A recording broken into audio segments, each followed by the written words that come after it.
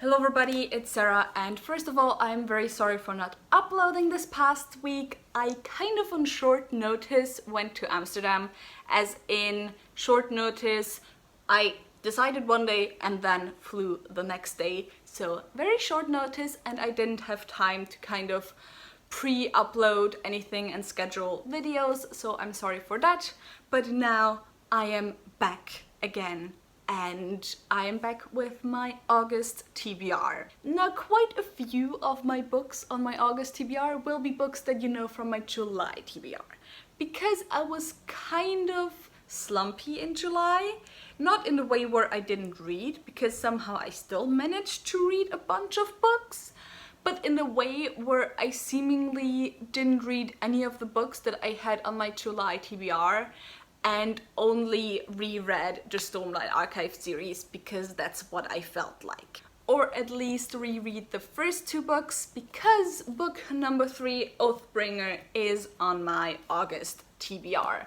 And I'm so excited to get to this reread. I have never reread Oathbringer, and I'm excited to finish my reread because then I am ready for Rhythm of War in November. I will then maybe also move on to Edge Dancer, which is one of the novellas in the Stormlight series, and I don't think it's part of the Arcanum Unbounded, so I have not read that novella yet. But we'll see how my reading goes. A book that only maybe will be on my TBR in August, it depends on whether or not I manage to finish it by the end of July, is Everfare by Nisi Shaw. I am about 70 pages in and have about 300 pages left, so we'll see how it goes. But this is a kind of alternate history steampunk fantasy, and we follow the question what would have happened if the Congo had had advanced technology in the 19th century during colonization and during the atrocities that happened in the Congo under the reign of, I think Leopold II was the king of Belgium.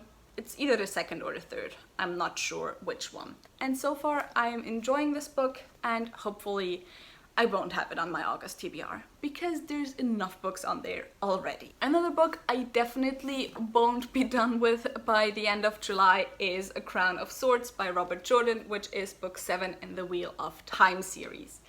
I had planned to read 2 books each in July, August, and September of the Wheel of Time series, so that I can then read 1 book in October, November and December and be done with the series. However, I didn't even finish 1 Wheel of Time book in July. So I'm going to finish A Crown of Swords. I do have a plan though. I want to finish this until the 8th of August, because then is when Tome Topple starts. And then I want to read The Path of Daggers, which is book 8, and Winter's Heart, which is book 9 in the Wheel of Time series, during Tome Topple. And hopefully I'll at least be able to start Crossroads of Twilight at the end of the month, so that maybe I'm not like as far behind as I would be otherwise. Another entry in a well-loved high fantasy series that I didn't get to in July, so I'm going to have to move it onto my August TBR, is Time of Contempt by Andrzej Sapkowski, which is book 4 in the Witcher series. The Witcher series is set in a world where there's witchers. Duh. These are monster hunters that have been kind of alchemically, magically mutated to be better able to withstand monsters. Obviously. Now we're following Geralt of Rivia, who is one of said witchers, and his destiny is entwined with the destiny of a child that I think has something to do with the end of the world. We don't know yet, but I enjoyed the series well enough so far, and I am kind of excited to continue on, and I do want to finish this series as well until the end of the year. It's also a really short book for a fantasy, so it shouldn't be too hard. The last book from July, actually June, I'm moving on to my August TBR, is Queen of Coin and Whispers by Helen Corcoran. I was supposed to buddy read this in July, however one of us didn't get the book in time, so we're moving the buddy read to August. And this is a YA high fantasy of manners, that's how the author describes it, and it is also sapphic. We follow a young queen and her spy master, and I suppose the two of them are trying to keep said queen on the throne, and romance between the two ensues. And I'm excited to get to it still. Remember how I ranted about how hard it is to get books by Black authors when you're not like in an English-speaking country? And how my bookstore often tells me when I try ordering books by Black authors that, you know, we can get it for you, but you're gonna have to wait a long ass time. Well, I got one of those books that I ordered a little bit sooner. I didn't have to wait 2 to 3 months. I only had to wait almost 2 months until I got it. And that is the Hilda Stories by Joelle Gomez. And this is about a bisexual black vampire, as far as I know, and that's the only thing I know about it. It's also really short, so I'm hoping I'll get to it quickly and then also finish it quickly. And I'm also hoping that having a lot of short books on my TBR will kind of help me break up the lot of books in the Wheel of Time series that I'm planning to read. A book that's on my TBR with a big question mark is Ruin and Rising by Leigh Bardugo, which is book 3 in the Grisha trilogy. I pulled the Grisha trilogy from my series TBR Charts, so I read, or I'm currently reading, Siege and Storm, and I'm basically reading it in one sitting, even though I'm not like particularly enjoying it, but it's a really easy read.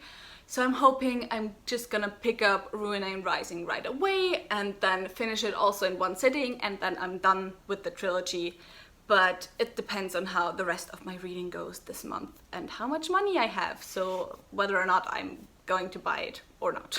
I also for once have a non-fiction on my TBR, and that is this book by Charles King. The English title is Gods of the Upper Air: How a Circle of Renegade Anthropologists Reinvented Race, Sex and Gender in the 20th Century. And this book kind of talks about the importance of a certain group of anthropologists, the main one being Franz Boas, as well as some of his students like Margaret Mead and Claude Lévi-Strauss. And of course, I study anthropology, I still study cultural anthropology. These are all names that tell me a lot. I have had to read works by all of them so far, but basically Franz Boas was the first person kind of building the theory of culture relativism or cultural relativism. I'm not sure which of the two it is in English.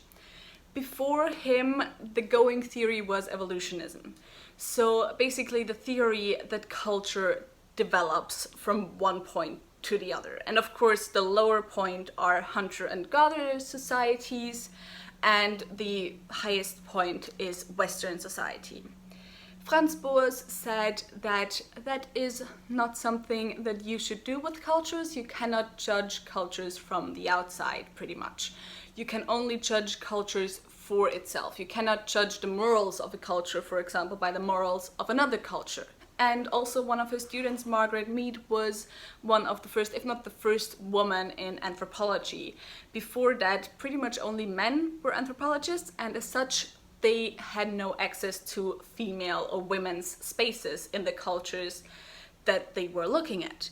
But they also didn't care to look at the women's spaces. It was just a culture comprised just men's spaces, pretty much. And Margaret Mead said, that's kind of a stupid thing to do, to just not look at 50% of a culture. And she kind of changed that, and as a woman, of course, also was able to kind of bring a different perspective to some cultures. And what they did, of course, extremely changed how we then afterwards looked at things like race, like culture, like gender, like sex. And Franz Boas, by the way, had his books burned during the Nazi regime, during Nazi Germany as well. He was a German, by the way, but he worked mainly in America.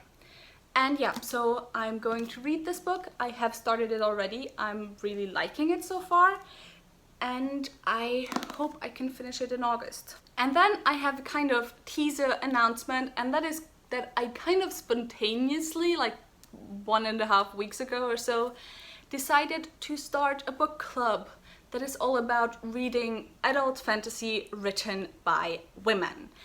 And we're going to read our first book in August. The book club is going to be called Of Queens, Witches and Valkyries. I will have an announcement video up next week, but I will also already leave the Goodreads, Twitter and Discord link down below if you already want to join there. And the goal, very quickly put, is to read a book a month together and then discuss it and maybe have live shows at the end. And the book that I decided on for August, or we decided on for August, is a reread for me because I was too lazy to kind of go around looking for books that I'm interested to read right now. And I have too much on my TBR right now as well. And that book is The Gospel of Loki by Joanne M. Harris, which is of course a retelling of Norse mythology from the point of view of Loki. And it's not technically high fantasy, I get it, it's a retelling, but I'm still gonna count it. I'm not gonna take the high fantasy part too seriously, is what I'm basically saying. And the reason why I also kind of maybe thought it was fitting is because of course Valkyries are part of Norse mythology, so I thought it would be nice to have Norse-inspired fantasy as the first pick. And I need to give this a reread anyway. So I think now the only thing that's left is my TBR chart. First, I have my normal TBR chart. I am as always going to pull 3 books out of this TBR chart, and then during the month I'm just going to decide on one of the books to read. First I have is Coraline and Other Stories, but I already read that, so I'm going to pull another one. There's sometimes books in there that I already read because I'm too lazy to kind of take them out if I have read any of the books for another reason. First I have Cloud Atlas by David Mitchell, which has been on my shelf for a really long time, so I should probably finally get to it. Draw number 2. So draw number 2 was A Certain Ambiguity by Gaurav Suri and Hartosh Singh Bal. And this is about an Indian mathematician moving to America, I think.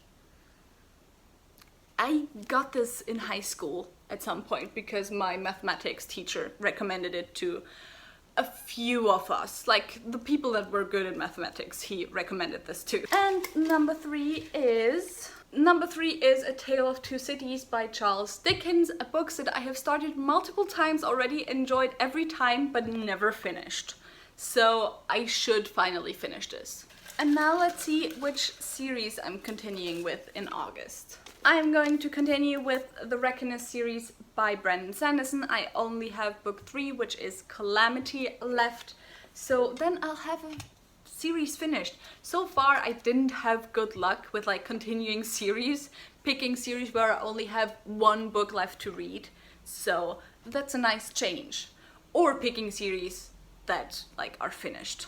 I picked a lot of series where I just need to continue on with the series or catch up with the series as well. But that was it for my August TBR. I hope you enjoyed today's video. If you did, maybe think about giving me a thumbs up and also maybe subscribing. All the links to my social media are in the description box down below, so go and check those out. Tell me in the comments down below as well if you have read any of the books that I'm talking about and what your thoughts were on them. And with that said, I hope I'll see you soon. Bye!